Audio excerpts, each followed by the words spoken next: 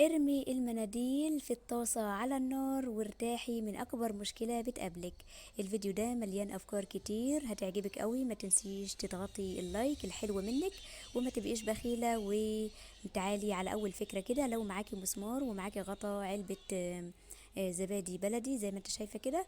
الغطا طبعا هتستفيدي منه، اوعي ترميه بعد كده. هتجيبي المسمار وهتخرمي كده الغطا زي ما انت شايفه كده من النص. تحاولي بالراحه كده، الغطا هيتخرب منك بكل سهوله. وهتحطي كده المسمار وهتيجي عند الحوض، لو عايزه مثلا تعملي سداده للحوض علشان تمليه بالميه او حاجه، او عايزه تغسلي فيه حاجه كده، بتقفليه زي ما انت شايفه كده. وهفتح قدامك الميه علشان تشوفي ان الميه مش بتسرب ولا اي نقطه، وهتلزق كده في الحوض زي ما انتوا شايفين كده.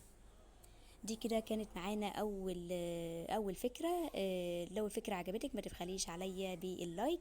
وتعالي بقى لتاني فكره كده هتعجبك برضو. تاني فكره معايا في الفيديو. كان عندك كام سنة لما عرفتي ان الخيار ممكن نحفظه في التلاجة اطول فترة ممكنة؟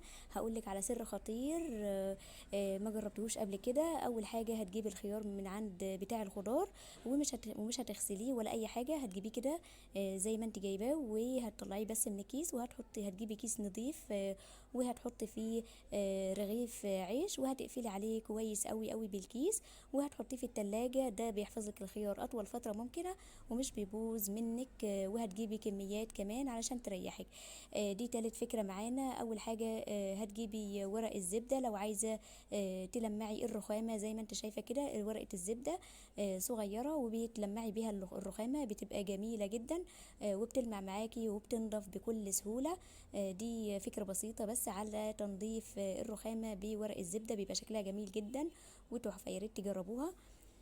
نيجي بقى للفكرة الأساسية بتاعة الفيديو النهاردة. هتحطي معلقة من الزيت، معلقة من الزيت على الطاسة زي ما انتوا شايفين كده.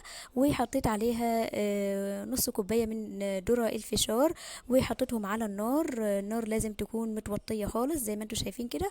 وحطيت عليهم معلقة من الملح، وجبت منديلين كده نضاف من مناديل المطبخ وكرمشتهم زي ما انتوا شايفين كده، ورميتهم مع الفشار. هغطي عليهم لحد بس ما يستوي ودقيقتين بالظبط، وهتلاقيهم استووا معانا. الفكرة بقى في المناديل لما حطيتها مع الفشار، ان المناديل امتصت كل الزيت اللي في الطاسة زي ما انتوا شايفين. والفشار بقى صحي جدا وما فيهوش ولا اي نقطة زيت. ده كده الفكرة بتاعت الفيديو النهاردة. المناديل امتصت الزيت، والفشار زي ما انتوا شايفين كده ممتصش ولا اي نقطة من الزيت، وده كده بقى صحي جدا. اتمنى الفكره تعجبكم، وما تنسيش تضغطي اللايك الحلو منك. ولو اول مره تشوفيني ما تنسيش تشتركي في القناه. واتشرفت بوجودي معاكم. اشوفكم على خير. مع السلامه.